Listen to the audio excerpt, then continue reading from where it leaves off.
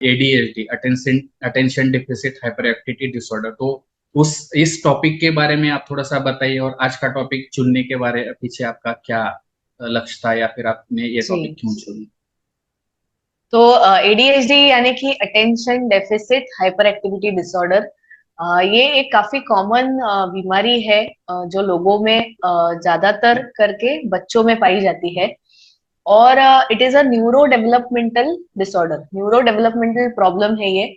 और इसमें होता ऐसा है कि अटेंशन देना बच्चे को थोड़ा मुश्किल जाता है, कहीं पे भी फोकस लगाना, कंसंट्रेशन करना, किसी भी क्रिया में लक्ष्य केंद्रित करना, ये मुश्किल जाती है बच्चे को।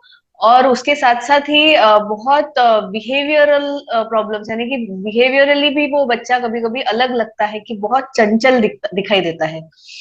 तो ये इसके एक मोटा मोटा, हम शुरुआत में ही अगर हमें डिस्क्राइब करना है, तो हम बोल सकते हैं कि उसके नाम में ही आता है attention deficit hyper activity disorder.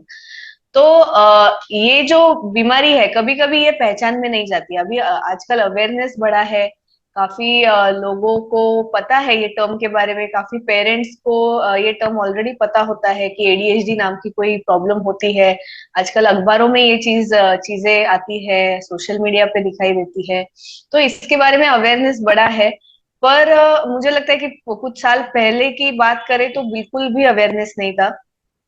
और प्रेवलेंस वाइज की काफी कॉमन प्रॉब्लम है, तो हर एक क्लास में आप समझ लीजिए एक आध बच्चा तो आपको होना ही है एडीएचडी का। तो वो आइडेंटिफाई नहीं हुए कभी इन द पास्ट, बहुत सारे लोग अनडायग्नोज्ड रहे। और उसके वजह से जो उनके लाइफ में प्रॉब्लम्स आई, तो उसका कोई समाधान नहीं कर पाया, कभी पहचान में नहीं आए, कभी कोई समझ नहीं पाए उनको। और उनकी जो प्रॉब्लम है वो कंटिन्यू रही। तो इसके बारे में अवेयरनेस होना बहुत जरूरी है, क्योंकि लाइक ऑल साइकेट्रिक इलनेसेस या फिर डिसऑर्डर्स, इसके भी बारे में गलत फहमियां होती है, या फिर ये पहचान में ही नहीं आते। हमारे काफी सारे जो मानसिक बीमारियां होते हैं वो पहचान में ही नहीं आते लोगों के, वहीं से शुरुआत है प्रॉब्लम की।